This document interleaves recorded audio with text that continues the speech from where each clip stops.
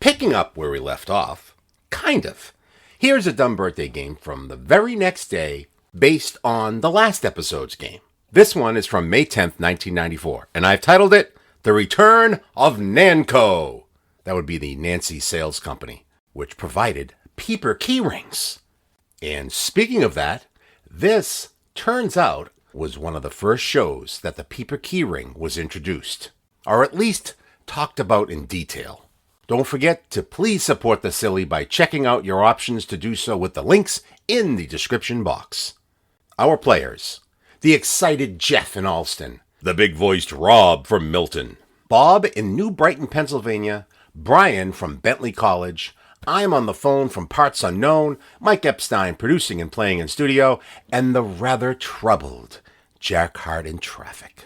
The birthdays: Bono, Donovan, and then a dead birthday. Okay, now this is how this works. So it was this person's birthday, but instead we were going to guess in what year did Fred Astaire die. And then we've got a bunch of events in history. In what year was the Golden Spike driven at Promontory, Utah to mark the completion of the Transcontinental Railroad? And I did not read that like a question. Let's try this next one. The first Mother's Day observance was held in what year? What year was J. Edgar Hoover named director of the FBI? Winston Churchill took over for Neville Chamberlain in what year? Did any of that sound okay? Okay, episode 235, The Return of NANCO, peeps its way to your ears in 3, 2, and 1. Hi, good morning, Norm. Good morning, Jeff. I'm glad to have you with us. Thank you. I'm happy to be here. I bet you are, and I bet you're really excited about this, aren't you? Yes. Show us the excitement that you feel in your soul. I just gotta have that keychain. Oh, that's right, too. Let me play that. The winner will get the keychain. That'll be easy to mail. Here's the keychain. This is the peeper's keychain, where you press the center of it, which is a little peeper, that little inch-long frog, and you hear the sound of peepers. I wonder who thought of that. Anyway, it was sent to us, a bunch of them were sent to us. We'll give some more away later in the week. The Nancy Sales Company, Chelsea, and hold on a minute, and the man who's the sales manager, I'm rattling papers in your ear again, but I tell you, it's turning me on, and I hope it's doing the same for you. Ed Boland. Yeah, Nancy Sales Company, 22 Willow Street, Chelsea.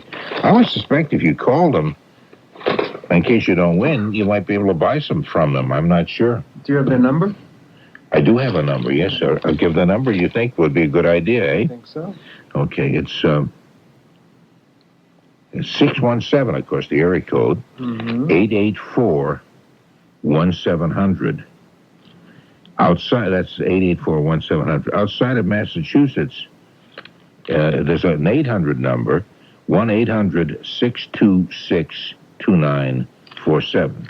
And you can have your own pin, your own key ring that goes... That sounds I think it's great. I think it is kind of funny, too. It's cute. Okay, we have Rob in Milton. Hi, Rob. Good morning. Good morning. How you doing? Pretty good. How are you? Oh, Rob is the guy with the big voice. You hear that? You hear that, Mike? He's got a great voice. I say that every time he calls. It's great. Voice. It's an excellent voice. Yeah, if you could make your voice about an octave higher and mumble a little bit, I would really appreciate it, because you're showing me up something fierce. Well, I'll do my best. No, you couldn't talk poorly if you really tried. Okay, here's Bob, who's out in Pittsburgh, in the Pittsburgh area anyway. Hi, Bob. Hey, what's happening? Well, it's not too much happening, babe. All right. Yeah, what do you say, babe? Now, you're not right in Pittsburgh, are you? Are you nearby? No, I'm in New Brighton. It's about 30 miles northwest of Pittsburgh. Okay, be proud of that fact. Don't just say I'm in Pittsburgh. If you're in New Brighton, Pennsylvania, say, I'm proud of it. I'm in New Brighton, Pennsylvania, and I'm proud of it. That's a nice town, but it's not too many people know where it is, though. No, but if you plug it a little bit, we'll all know. We'll all have heard of it. Okay. We also have Brian from Bentley, who we just talked with a little while ago. He's one of the students there finishing up papers and getting ready for a final and all that kind of stuff, and just wants to clear his head and breathe some of the fresh, free air of something or other. Anyway, Brian, thank you for hanging around and playing the game with us. No problem, Bob. No, Bob is the other guy. Hi. We do sound a lot alike. And nothing wrong with that. Nope, not at all. Okay. We have Tony Nesbitt is with us, too. That's I gave, that's Tony doing his own, he's got his own little ring there. Greetings. Greetings. Well, I tell you what, hold on a minute. Let me get my ring, and you get yours, the ring with the peepers. Okay, ready? Yep. Okay.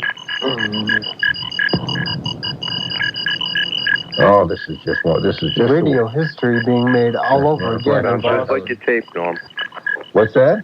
I feel like I'm at the bog. Oh, the bog, the actual tapes, too. Okay, these are the actual... Now, hey, I've got an idea for you, Norm. Yeah? Why don't you bring one of the keychains down to the bog, Yeah? lay it out there, play it a little bit, see if any frogs come over to it. You think these keychains are like mating calls? That's very possible. Yeah, it could be, yeah. Hold on a minute. You could, and if there was ever a peeper problem, you could lead the peepers right out of town. You mean like the... It could be the Pied Peeper or something like that. The Pied Peeper, yeah, Middleton. Okay, I think we've done enough with that whole thing. And we have, of course, we have Mike Epstein, who you just heard, who's our producer tonight, who'll be playing the game with us. That's right. And I'm glad that you're playing the game. And so am I. That's because it's a fun thing. I mean, It sure is. It's a nice way to break up the morning. now why did I have to force you into saying that? You didn't force me at all. I volunteered this. Okay. Thank you. You know who else we have here? We have Hopefully we have Jack Harte. We have Jack. That's exactly who we have. Mm-hmm. Jack, you mentioned in your traffic report that they were doing light maintenance. I was just curious. Was it light as in the electrical, product, or was it light as in heavy lifting light? They're over there with dusters and little dry mops. Okay. Just some light I maintenance. just wanted to make sure. We were noticing something though, Jack. Mike had commented on it, and I tend to agree with him that you sounded a little down tonight. Yes, he did. Do you find that to be true? Yes, also, I Tony? that, especially at 3 o'clock when I listened to it. I'm like, Yeah. is Jack trying to imitate someone, or is he Yeah. really? What's the trouble with you, Jack? Oh, just sometimes things don't always work out as they should. Oh, you sound even worse now. I thought by the time you got on with us, you'd be, whoopee-doo, yay. And you sound really yick.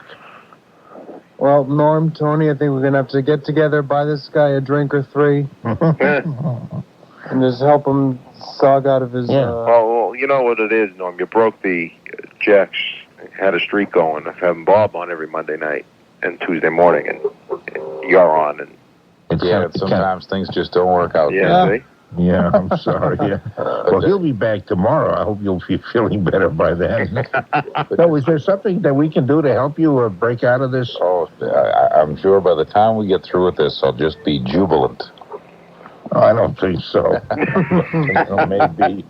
Quickly earlier, someone was talking about the First National supermarkets, and where I went to grammar school across the street, there was one of these places. Of course, it was Finest across the thing. Do you know how many people came out of that grammar school spelling Finest, F-I-N-A-S-T? No, that's true.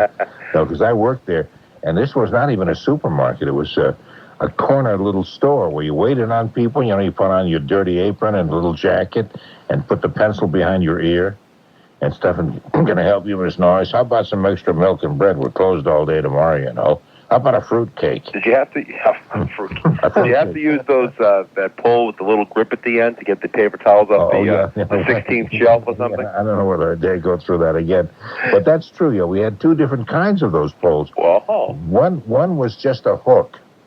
It was a long post with a hook, and you'd reach up to get, usually cereal, you kept the boxed items on top, and sometimes you'd tap the bottom row of it, if you know how to do it well, and it would come flipping down, and if you were trying to impress one of the young ladies who was in the store, you'd turn your back to it as it came down and catch it right against your spine. Ooh. Oh, that would have. I would have loved to see that. Oh, it never worked for me. Usually the entire upper row. So on your I head. was going to ask you, did you ever have the entire thing just come crashing down on your head? Yes, and my father, who was the manager of the store at the time, said, and here I am trying to impress whoever she was at the time. And she must have been something special because she went to Chelsea High School, as I did. You know, and nothing hot but babe. No, she was a hot babe. They were all hot babes at Chelsea High School. And my father would say, Donovan, for crying out loud, what are you doing? And I would be so humiliated. You'd be eating cornflakes for a month. I just want to bury myself in the cornflakes. Anyway, that was the way that was. Oh, the other device, aside from the hook, was the one with the actual claws. That was the sissy stuff, because you just reached up and you could grab it with the claws. That was easy, and then bring it down. That was too easy. And so no challenge in that at all? There was no challenge, but there was with the hook. Oh, of course. But I lost the challenge. Well, you could claw the item, bring it out from the shelf, then let go and drop it and turn around and catch it. I could have done that too, yeah. You know what I should have done? I should have stayed there long after the store was closed and practiced my moves. There he is. See that man? See that kid there? That pimply-faced, skinny kid?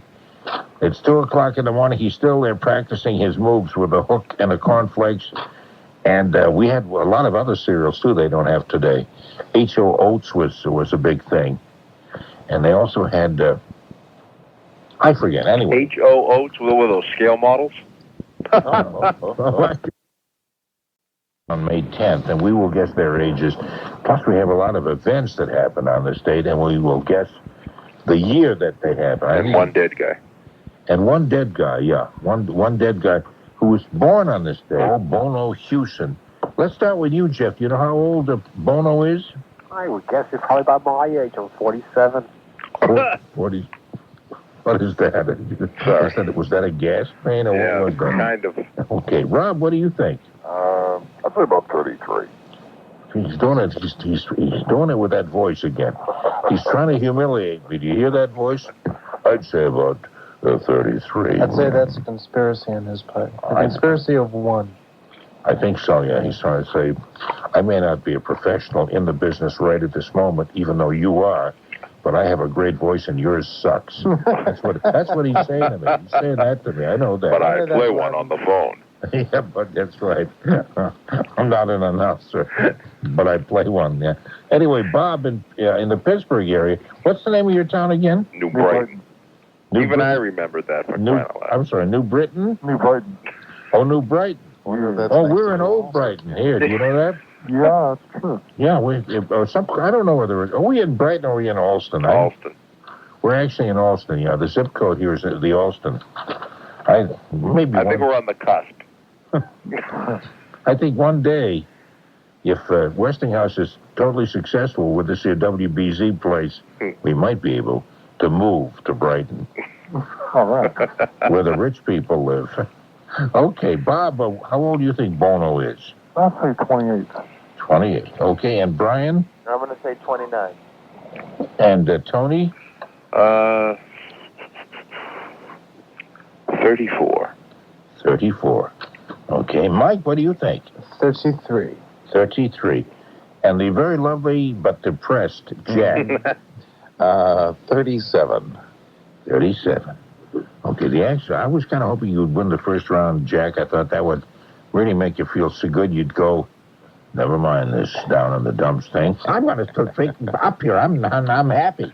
What's that to say, Jack? Yeah, but however, you did win, Jack. And Tony did. Bono is 34 years old. Or as we young kids say, he's 34 years young. Donovan, you remember Donovan? Sure. Okay, born Donovan Leitch, or Leitch, Leitch, in Glasgow, Scotland. Leitch? Is it Leitch? Leitch, yeah.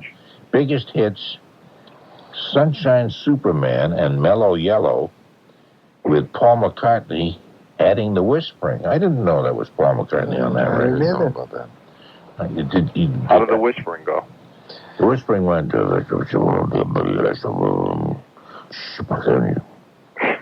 he was speaking in what is that language? Chagra. In Chagra. Your own language. What's my language? Yeah. But you could tell he had an English accent. Oh, yeah, definitely. Yeah, so you could tell he wasn't a native. He had a little bit of a Cockney accent on his Chagra. That's right. Funny you don't often hear a Chagra being spoken with an English accent. No, it's a very rare thing, but it's so precious when you do hear it. It just makes you get goose pimply. Okay. One of the romantic languages. That's right. Donovan, how old is Donovan? Jack, we'll begin with you because you're so upbeat. He's got to be 49. 49. Okay. That was a little mellow. Yeah, that was better. You see, it kind of raised the last syllable. He's 49. That was good. Excellent. Let's do that Saturday in the show that same way. Okay. Now he's back down to his depressing ways. Mike, what do you think? How old is Donovan? I think he's closer to, let's say, 57. 57. Okay. And Tony, what do you think? Do you have any years there, dates on the music, on the hits? No, I don't. All I got here is... 60s, the late 60s. Yeah. Yeah. Biggest hit, just mentions the hits, Sunshine Superman and Mellow Yellow and all that. Well, you got to figure 1967, that whole psychedelic year. Mm-hmm. Yeah. As a matter of fact, I played some of his records. When I got off the air with the all-night jazz show, I was playing that kind of music there for a while. Uh-huh. I don't know why I told you that, because that's a pretty dull story. But anyway, Tony, what do you think? How old is Donovan? 50... Wow. Are you... 51. Okay. Excuse me, man. Are you okay, man? Okay. I'm okay. Do you dig it? Oh, I dig it, man. It's groovy. Cool. It's hip. It's cool. It's today. It's 90s. Like, wow. we both sound like 1935. I don't know how come you sound like 1935. That's really strange. Why, aren't you hip? That's right. Well, all reet. Well, zoot suit. Well, all reet. Hubba hubba. Oh, God, I think I'm getting gassy stomach. Hubba hubba. Yeah, we used to say that a lot. Hubba hubba. You used to say hubba hubba when you're checking out the gams. The gams. The chick's gams, man. Hey, chick, man, I got some loot, man. I got some bread. Hubba hubba. Yeah, what do you say? Hubba hubba. Yeah, you were crazy back then. Yeah, let's dig some sounds, man. You know what I'm saying? Hubba hubba. Brian, how old do you think Donovan is? 52. 52, says Brian. My other end. Okay, and Bob, out there in New Brighton? I'm going to say 52. Well, you sound even more depressed than Jack Harte. I'm going to say what you do. I'm going to say it right up, because if I put it off for 5 minutes, I may be dead. While I'm still alive, I'm saying 52. Okay, Rob, out there in Allston, what do you think? I'm going to say 51. 51. Do you realize that you and I and Mike Epstein and Tony were all in Allston? I'm in Milton. You're in Milton? Yeah, Jeff is in Allston. Oh, Jeff is in Allston. Rob is in Milton. Oh, Rob wished he was an Allston. I know, it's what I live for. He's an Allston wannabe. An Allston wannabe. An Allston wannabe. Hey, Well, can you blame him? I'd leave now. Can you blame him? I don't know, this is something about the quaint shops with their thatched roofs here along the majestic Charles River. Yeah. And the sound of the Zimbamba echoing through the soft tropical nights. The average mean temperature in Allston, is 71 year-round. This is a beautiful spot. Soft tropic nights. I like that a lot. I'm sorry, I clipped your microphone while I coughed into mine. Thanks. We're all in this together. That's fine. That didn't make any sense at all. Okay, Jeff, how old is Jeff, who is actually in Allston, so he must be in the Bucks. How old do you think Donovan is? We'll go for an even 50. At even 50. He didn't even dispute that, did he? In the Bucks. Yeah, He's not one to brag, but he knows. He's at the pinnacle of his success.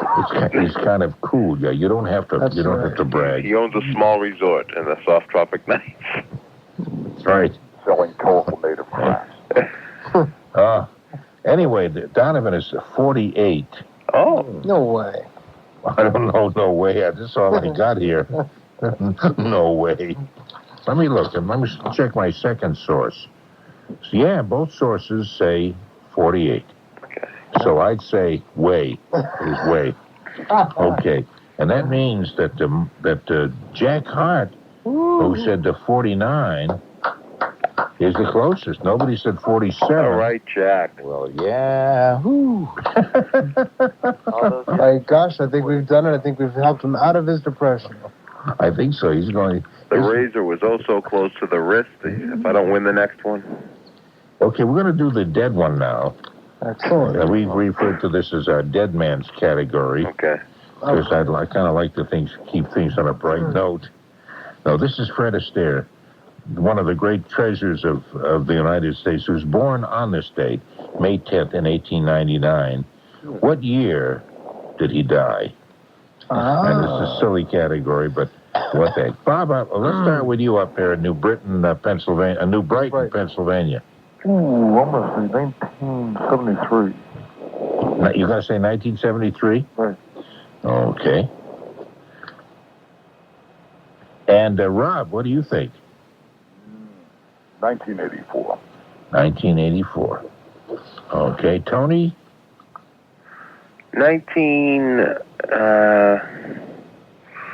would you say 1899 was his birth? He was born 1899, that is correct. He was born, as you know, Frederick Austerlitz.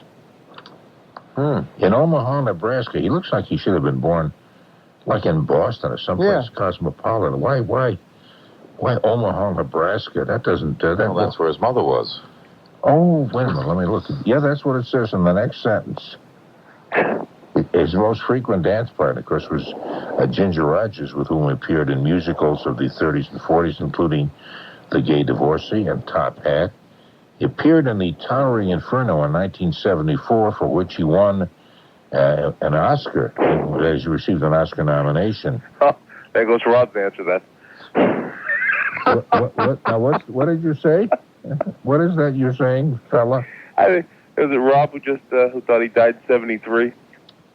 Oh, that's Somebody right. just- Yeah. No, that's true. That was one of the most remarkable feats in Hollywood history. He made a movie a year after he was dead, and nobody even knew. That shows you how callous they are out in the big city there out there. They don't care. Well, He's dead? Well, that's too bad. Maybe I can give the part to somebody else, or maybe he can just dig himself out of the grave and do it. I'm sorry, that was a reenactment of a historical moment. Okay, Tony. Well, since he was born in Omaha, I have some kind of mutual tie with that. 87.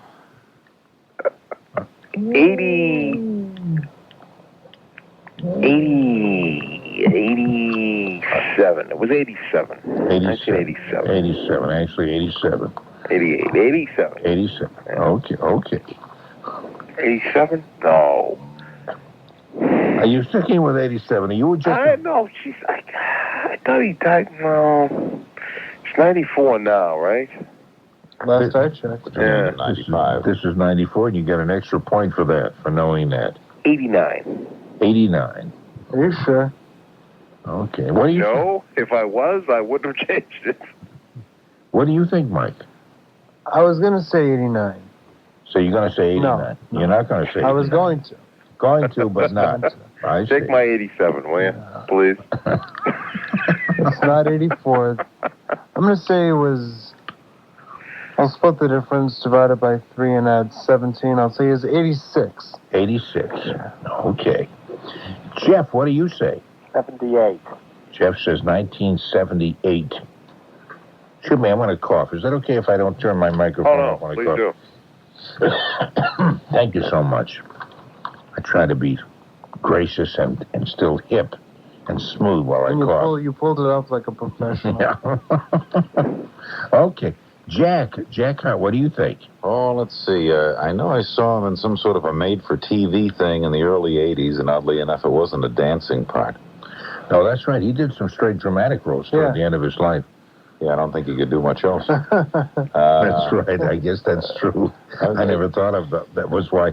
Hey, look at Honey. He's not even dancing. He shows because he wants to show you what a great actor he is. No, he wants to show you his dancing days are over, and he's an old, crippled old man.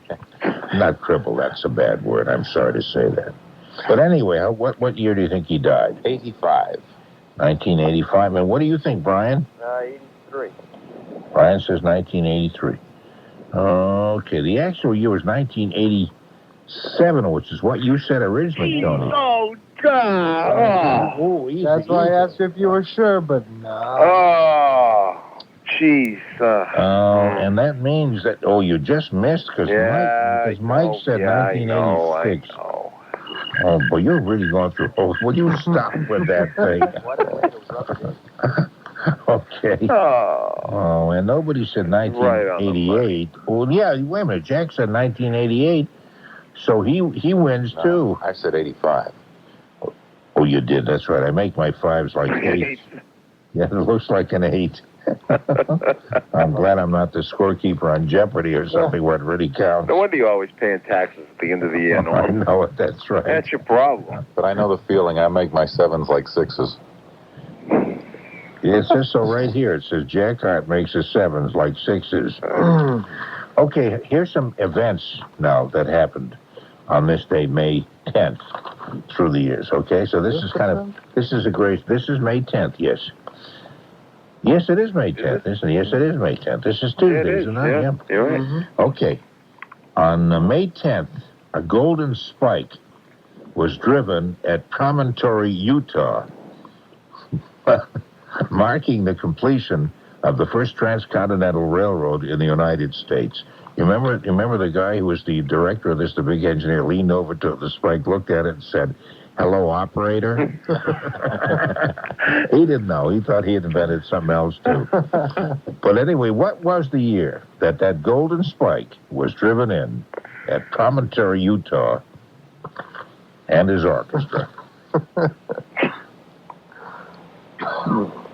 No, they built. Oh, I'm sorry. I haven't asked anybody specific. No, they built over from California to Utah, and then we took it from, like, the East Coast all the way to Utah? Yes, that's right. Were they extra slow on the California side? What the hell? We built 3/4 of the way across the country? Well, no, we had a lot of railroads in the eastern part of the country up to that point. Yeah. I don't know. I'm saying these things. I have no idea whether what I'm saying is true. But it did go all the way to the West Coast, or did we think the continent ended in Utah? I think it missed at one point. They were building and they crossed each other by accident. Ended up in Arizona. No, that was the tunnel. That was that tunnel they just built now. None of you know any more than I do, obviously. You're faking it. Although is that you, Rob, who said that?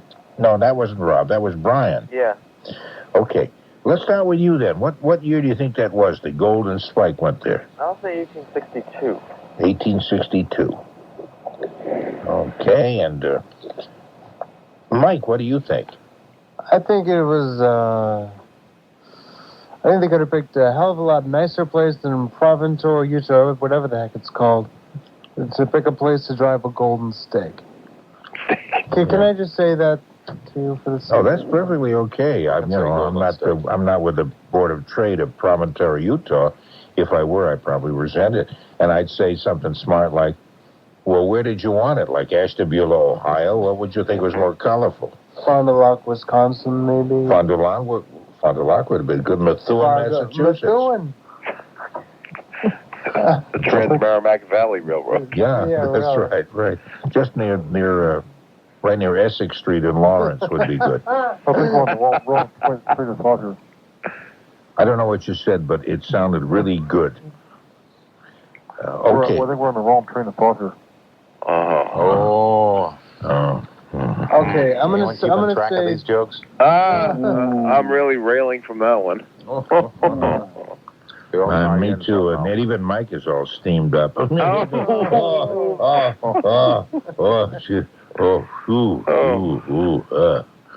guess you could say if you're crazy enough to play this game, we all have kind of a locomotive. Oh, that's wonderful. That's really wonderful. That's so wonderful. Thanks. Okay. 1855 was the year that they drove their spike, wherever they were. In Promontory, Utah. In the golden Milton or Utah, wherever they happen to be. 1855. And probably, if you could look at the spike, it probably has the date right there on top. If they could drive the spike back then, why do they need a railroad? Don't encourage this kind of thing. Okay, please. Bob in New Brighton, where do you think they, we know where they drove the spike. What year was that? It was May 10th, what year? My honest thinking guess is 1869. Your guess is 1869. Okay. And what is your gift, Jess? What? Huh? What? Take What do two, you try it say? again. What do you say? Try that again. What is your guess, Jeff? Jeff from Allston, yes? Jeff from Allston, yes. Totally confused. How about The guy- 1860? 1860. And let's see, Rob, what do you think? I'm going to try 1868. 1868. Okay, and Jack Harte. Oh, 18... Oh, well, it's in the 18s. I marked down the 18 anyway, so I'll be all ready for whatever you fill it out with. 1858. 1858. Okay. And Tony. 1868. 1868. Okay, the year was you were very close, 1869. And Bob from New Brighton, Pennsylvania, he said 1869. He did? Yes, he did. Oh, I thought I won that one. No, you were close. You and Rob both said 1868. You were very close, but no I cigar. missed the train on that one, huh? Yeah. Wow. I missed the train on that one. Yeah. Okay. How about the first Mother's Day observance? Let me just see this. We did this last week, didn't we? Yeah, but that was something else, I think, wasn't it? No, was it not? Maybe we did do that. The first Mother's Day. No, we did it when they passed the law or something. That's right. That was yeah. This is the actual observance, first Mother's Day observance that took place during church services in Grafton, West Virginia, and also in Philadelphia. I remember mentioning just Philadelphia last time, and a guy from West Virginia. Did I say West Virginia? Well, it was one of them. Yeah, West Virginia. Called and said, do you know the first Mother's Day was in West Virginia? And somehow that seemed wrong to me, but it really did take place there. But what was the year? It was May 10th was the first Mother's Day. But what year was that? Jack, what do you think? 1903. 1903, says Jack. And Mike? Yeah. Figure it can't be too long, but it's not that recent either. So 1965 is definitely out. Mothers have been around for a long time. True. Very good point. All right, we're going to say... Now, is this also the first year that Hallmark had their cards to commemorate the event? It could be. Well, this is important. No, I don't know about that, but if that'll help you, I'll say yes, because I don't know. All right, I'm going to say 1919. What the heck? 1919. Okay, Tony? Oh, the year before they drove the railroad spike. I'll stick with my 1868. 1868.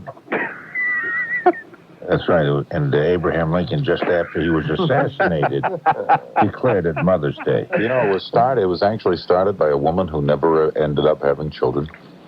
Yes, I think we mentioned that the other day when we were doing another date. Well, now wait a minute. Now hold on here. She Hold didn't on. have a mother of her own, did she? That's right. She sprung up from the ground. Exactly. Yeah, she was hatched. Now, wait a minute. Now, are you talking about they observed it after the law was passed, Norm, or before? Yeah, no. The date we were talking about the other day. Let's see. I wish I had seen was when they passed it to make it official. Yes. Quote unquote, right? Yeah, Official. Yeah. That's right. That was the legislation was filed or something. Oh, here it is. I have it here. I said a number of U.S. congressmen. This is the other date that we talked about. A number of U.S. congressmen introduced a proposed National Mother's Day holiday for the second Sunday in May, and there was not a single no vote. Anna Jarvis spent many years campaigning for this holiday and was pleased until it became too commercialized. She became a recluse, wishing she'd never started the campaign. And jumped off a cliff and ended it all on a Mother's Day in 1972. And she splattered all over the place, and that was presented to her mother. I'm changing my answer to 1899. Okay, because that year, did I just tell you the year? I didn't tell you. No, you didn't. That she proposed, well, I can tell you the year. And let me see. Now, Okay, what year are you saying now, Tony? 1899. 1899, okay. And Brian? 1923. 1923. And Bob? 1887. Bob says 1897. What do you... 1887. I'm sorry? 1887. Oh, 1887. Okay, and Rob? I'm going to say 1930. 1930. And Jeff? I was going to say 1930 also. Okay, you can. That's okay if you want to stick with that, do you? Sure, why not? Okay, the actual year was 1908. There's some kind of a discrepancy here. It says here the first Mother's Day observance took place during church services, as I mentioned, Grafton, West Virginia, and Philadelphia, May 10th, 1908. And yet, the other date about a member of Congressman introduced a proposed National Mother's Day holiday for the second Sunday in May, and that was 1914. Yeah. Well, what's wrong with that? Why should that be after the actual Mother's Day was celebrated? 1914? No, because that's what you said. It was observed then, but that's what my question was to you. I think Okay. Then they made it official 6 years later. You know something? You're wise beyond your years, kid. See? They wouldn't have made it official and said, sorry, you can only celebrate it in a little church in Fond du Lac, Wisconsin. Yeah. Okay. Let's see, 1980. Who would that be? Who would be closest? Jack Harte. Jack said 1903. Holy Very smoke. good. Okay, Jack has got 2 correct answers. Three correct. No. No. The third one, I misread my 5. Oh, that's right, of course. And, okay, and Bob has 1, and Tony has 1, and Mike has 1.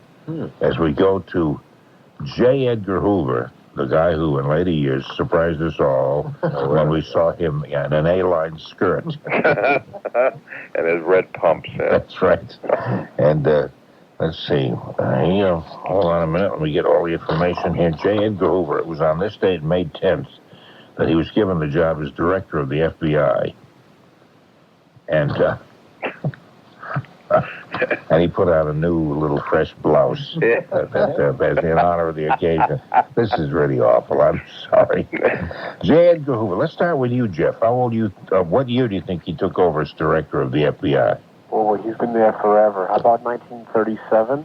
1937. Okay, that's all I have. I can't give you any more clues. Given the job as FBI director, I assume the FBI existed before that, but it's hard He to... was not their first director.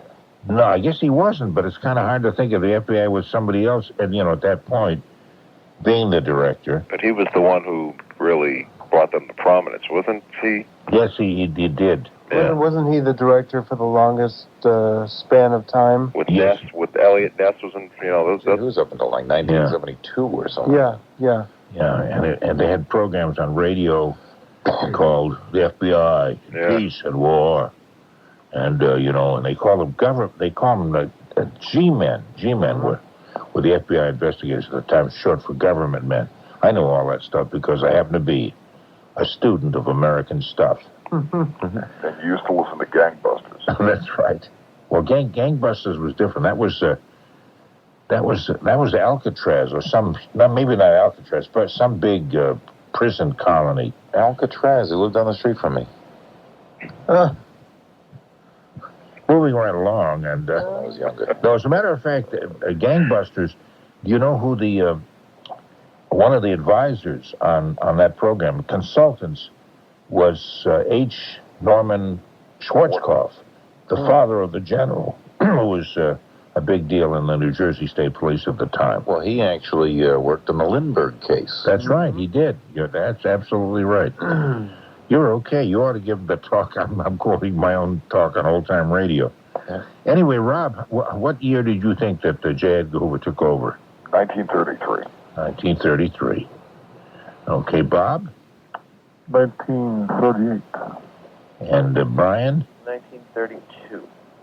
Tony? 29. 1929. Mike? 32. Okay, and Jack? 27. 1927. The year was 1924. Now, who came the closest? I think Jack got that one. He's 3 years off. Anybody say Nobody said anything earlier than 24. So Jack, that's 3, for you. Well, there you go. Okay, that's very good. Nobody can win now except you. I guess that means we're done. Or close to it. Well, I'll give you one more. Winston Churchill taking over in England. Let me get the exact wording. That was Neville Chamberlain. British Prime Minister Neville Chamberlain resigned, and Winston Churchill formed a new government. And let's see if I have anything more on that. I guess that's that's about the size of it. Neville Chamberlain used to go around with an umbrella, and he said he talked about having talked with Adolf Hitler, and Adolf Hitler wasn't going to invade any more countries, he said. So he said we should have peace in our time. And he was proved to be very, very wrong. But anyway, what year was that Winston Churchill took over? Brian, let's start with you. How about 1932 again? 1932. Okay, Rob, what do you think? Ooh, let's see, the Munich Pact, 1937. 1937. Okay. And did any of you see the series they had on World War II with the characters who played Winston Churchill and Franklin Roosevelt? And it was just on? Yeah, it was just on about 2 weeks ago. I'm really fascinated by that period of history, but I thought the series was really boring. I couldn't imagine how they could make that series boring, but it really was. I thought it was. Well, if it was made for television, they can drag just about anything down. Yeah, I guess so. It's just a whole lot of... Was that on PBS or was that on one of the commercial networks? I think it was NBC. Well, there you go. Oh, there you go. What does that mean, there you go? I don't know. I see. Okay, let's see. I'm trying to think of some quote from Winston Churchill. I don't sound like him, so let's forget it. Mike, what do you think? What year was that? Winston Churchill took over from Neville Chamberlain and formed a new government. I think that was 1935. 1935. Okay, and Bob? Well, I'm going to say 1939. Okay. Was that Chamberlain? Yeah, no, that was an exact imitation of Winston Churchill's mother, or his wife, or something. Anyway, Jeff, what year do you think that was? 1938. 1938. Okay, and Tony? 38. Tony says 38, and Jack says... 37. Jack says 1937. Actually, it was 1940. You're all very close. I think Bob said 1939. That's right, he did. He said 1939. That's right. He said it was 1939. Well, if that's not an imitation of Neville Chamberlain, I don't know what is. Something like Jack Benny. Oh, Jack Benny? Oh, please. Okay. Anyway, the Jack Harte is the winner. Jack has got 3 correct answers. Well, there we go. But a lot of the rest of you did quite well, too. Mike and Tony. What's that, please? At least he's not depressed anymore. No, He has no reason to be. Yeah, are you depressed? Still depressed, do you think? Oh, I am, as I said I would be, jubilant. I see. Yeah, it doesn't really sound jubilant at all, but what the heck. I'm convinced. Yeah. Bob came in second with 2 correct answers, and Tony and Mike had 1 apiece, and you all did very well, except the others who didn't get anything. You didn't do well at all. Let's be honest about this, Brian, Jeff, and Rob. We know who you are. Anyway, thank you all for playing. That was kind of fun. Jeff, thank you very much. Thank you, Norm. He's in Allston. He's the big bucks guy. That's right. Can't afford to live in Allston. Probably in a chalet right on the majestic, fast-flowing. I think he just hung up on me. Do you blame him, though? I don't blame him. He's from Allston. He can get away with this kind of stuff. That's right, too, yeah. Rob? Yes. Oh, I thought it was Rob who hung up. No, I'm still here, ready to take a certain amount of abuse for... No, you're not going to take any abuse. I just want to thank you very much for taking part in this. It was fun having you. Take care. And you too. That goes for you too, Bob, out there in New Brighton, Thanks a lot, Pennsylvania. Thanks for the call. Appreciate hearing from you. Okay, and you too, Brian. Good luck on the rest of the school year. When does it end for you? I'm done Friday, heading back up north. Back up to Peabody. Oh, back up to Peabody. That's right. He's got the big bucks, too. Anybody can afford to live in Allston as Jeff does, and Peabody as Brian does. They got the big bucks. I'll move to Middleton, huh? Well, if you want to go across the railroad tracks. Okay. Anyway, thanks a lot for the call, Brian. Thank you. Thank you. Okay. And, Jack? Yeah? We'd like to hear evidence of your new happiness. Let me get rid of you right now. That was really sickening. And thank you very much. Mike, you don't have to write down any winners' names because the winner's Jack, and he's employed by us, so we don't give him anything. Hold on, maybe I'll give him a key ring. Maybe that'll cheer him. Yeah, Tony, can I hear your key ring?